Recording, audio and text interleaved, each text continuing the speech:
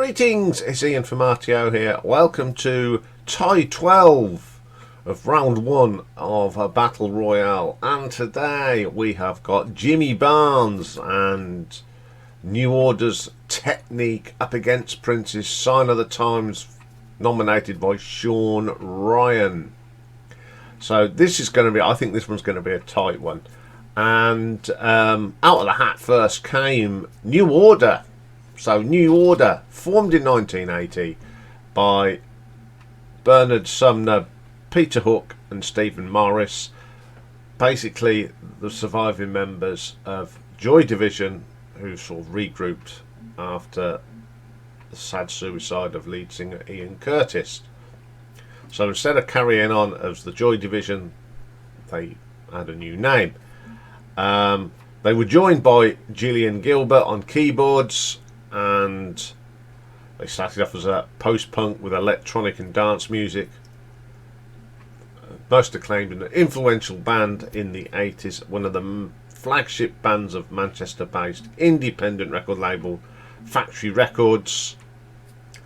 So the album that Jimmy's gone for is their 5th album that came out in 1989, and it is called Technique.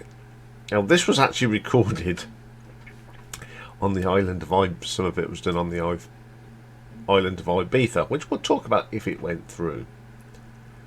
So Technique was the first New Order album to reach #1 on the UK charts as well. So who is playing on this album? So Bernard Sumner does vocals, guitars, melodica, sorry I can't pronounce that, synthesizer and programming. Peter Hook, 4 and 6 string basses, electronic percussion, synthesizers and program. Stephen Morris, drum, synthesizers and program, and Gillian Gilbert, the synthesizers and guitars and programming. The first track is Fine Time, which was a single. This starts off with some nice drums and cymbal. I love the electronic bass sound on this. Very catchy tune. I remember when this came out and I thought this is a pretty good song, and I think it's a good start to the album. Then we get a track called All the Way. That bass line from Peter Hook is something that if you've listened to the Joy Division, it's still paying a little bit of homage to their past. I think this track, the bass line is exceptional. Very catchy tune as well. It's one thing about New Order, they're always very catchy tunes. Then we get Loveless. This is a very ambient song. What I like about this, amongst all the electronic wizardry, we've got an acoustic guitar, which is something you do not expect on this type of album, but we have, and it's very, very good. It adds to the track. Then we get Round and Round. Now this, this sort of incorporates some of the new sound of the late 80s. It was a new sort of sound, and I think this has got that Ibiza, because the Ibiza beat was sort of a big thing back in 1989, 88, and I think that's where their inspirations come from. That it's a okay track for me personally, but I do like the way that they went about putting this track together. Guilty Partner. Now what I'll say about this, it's very electronic and very modern, but that Manchester sound is still there. And I think it's down to Peter Hook on the bass. It still keeps that sort of Manchester sound in the song. If you take away the sort of electronics, it's very basic. It's that sound that Morrissey and the Stone Roses was doing, or did at the time. But New Order, being New Order, put the electronics on. Okay, the next track is Run. I like this track. It's my favourite on this album. There's a little bit of controversy on this one as well, of course. The guitar solo resembles very much like John Denver's Leaving on a Jet Plane. So the lawyers all got involved. But what New Order did, which was absolutely fantastic, they said, okay, does sound like a bit, so they gave a credit to John Denver on the album. So when you look at the credits, it's Run, and then it's got John Denver, Sumner, Gilbert, Hook and Morris. So fair play to New Order, and that's the way you sort out these quarrels. Just okay, and we may have nicked it, okay, we'll give him a credit. There we go, sorted. Instead of having it dragged out in courts. Okay, Mr. Disco is next. I like this a lot because it's got the combination of an electronic bass line and the traditional bass guitar. And one thing about New Order, they certainly know how to program drum machines. I like how they do it, because some bands, they just put a thing in and it doesn't fit on the track, but New Order have got this knack of doing it properly, and it's the whole track is pretty good. Vanishing Point, another great bass line, some great keyboard work here as well, oozes all through this track. Dream Attack, another one of the popular tracks on here. It's definitely got a bit of Joy Division in there, I think. If you really listen, it's a great vocal as well. It's a really strong track. Now, this album, I think it's probably one of the best albums of 1989, pop-wise. There wasn't much going on in music, especially in rock music. It all gone haywire and wishy-washy. And there was a lot of monotonous dance music around as well, with the same old beats. But what I think I like about this album, New Order took a trend and made it a bit more friendly, a little bit more commercial, a little bit more that everyone could have a listen to it. So it's a fantastic album, I think. So good luck on that one, Jimmy. I think you've put a very strong album on here. So what did Sean put in? Well, he obviously is a Prince fan, and he put in a Prince album. Prince Rogers Nelson, born in 1958, sadly died in 2016. American singer, songwriter, musician, producer as well, actor. Is a great guitarist. I always thought he was a fantastic guitar player. Huge, very skilled multi-instrumentalist as well. Played a lot of the music, song instruments on the albums. He incorporated jazz, rock, new roll, blues and hip-hop. Produced the albums himself. Why not? He was just an all-round entertainer. Everyone likes at least one, two Prince songs. So the one that Sean went for is Sign of the Times. It was his 9th album, and it was a double album, and it was released in 1987. So, as he plays 90% of all the tracks on here, we know who does all the music. So the first track is the title track, Sign of the Times. I've always thought this is a very quirky song. The arrangement's good, the bass line is good, very good vocal, very quirky track. Then we have Play in the Sunshine. Sort of modern day rock and roll with modern technology. It's got that sort of shuffle boogie rock and roll thing, but it's brought up to date using modern technology. It's a very clever track.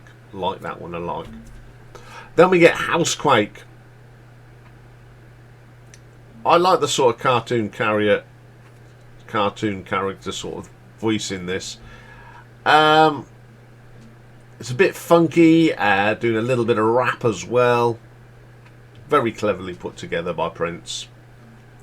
Then we have a track called The Ballad of Dorothy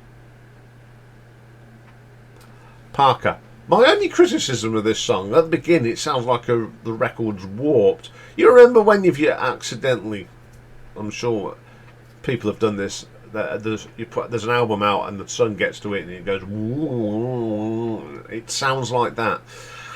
It's not, I don't think this is one of the strongest tracks on the album actually. Good lyrics, but I don't think it's a strong track.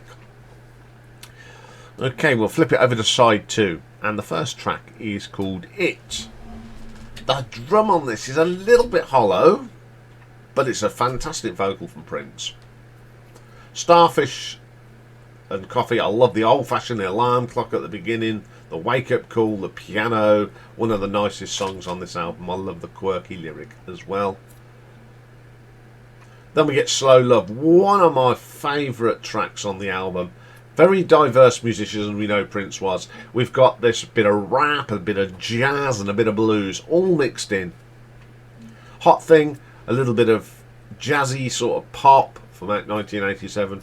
It's got all the traits of a pop song, this is, but it was just Prince gave me that extra edge.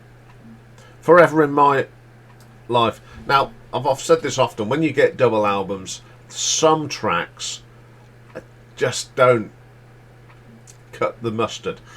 Now, this one is a little bit repetitive. Is it a filler? It could be a filler. I don't know. But it's the last track on side 2 as well.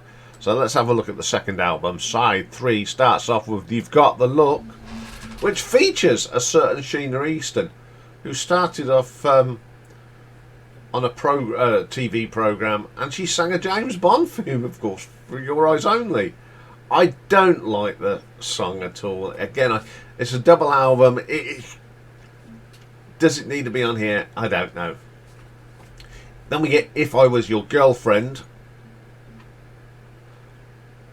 This is just a drum machine and Prince and a few noises, and he's turned it into a tune. Strange Relationship. Bit of 1987 sort of, it's a filler track. I'm not slanging it off, but to me it's a bit of a filler. It doesn't go anywhere. Very plastic. I Could Never Take Your place. No, I Could Never Take the Place of Your Man. Pretty good guitar stuff here from Prince. If you remember, we talked about this, me and Richard, about him playing the guitar solo on My Guitar Gently Weeps on this thing to George Harrison, and it totally freaked everybody out. This is what we would call in the UK pub rock. I like this track. A big fan of Jimmy. It's got a Jimi Hendrix feel to it. It's one of the best tracks on the album. Then we get The Cross, a fine ballad. He did write some great ballads. I love this. The vocals, probably the best vocal on the album from Prince. Very simple guitar. Fine track. It's Gonna Be a Beautiful Night is the next track. Very funky. Some lovely, clever sound effects on it. I quite like this. The horns give it depth. Very, very good track. Then we have Adore, the last track. Again, one of the best vocals from Prince on here. Nice lyrics. He's got such a diverse voice. He could go high pitched, he could go deep. It's a very, very good track. Okay, this album, not as successful as Purple Rain, of course, but it's a pretty strong album. Now, I think if it had been a single album and took all the best tracks from the two and put them on one, you'd have a far better album. But it is in the list of one of the greatest albums of all time, and it was inducted into the Grammy Hall of Fame in 2017, so it couldn't have done too bad. Although the critics didn't like it, the fans loved it. Anyway, good luck on that one, Sean. We've got two really good poppy albums today from the 80s and 90s. 89, 90, so, you know, they came out within 2 years of each other. So this will be a tough one. I can't call this one at the moment.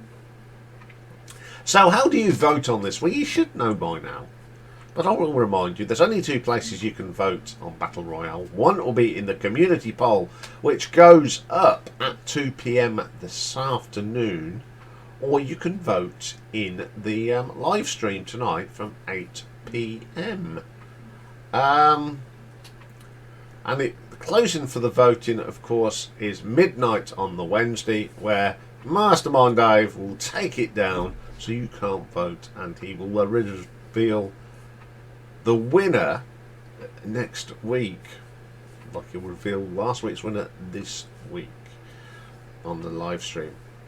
So good luck to Jimmy and to Sean. Okay, up next today we've pick and mix, and we're doing a mixing it up, which means we're going to look at a producer and their catalogue of work, what they did as a producer. And today we're going to look at not just a great producer, but a fine musician in his own right, and that's Mr. Brian Eno. So join me for that later.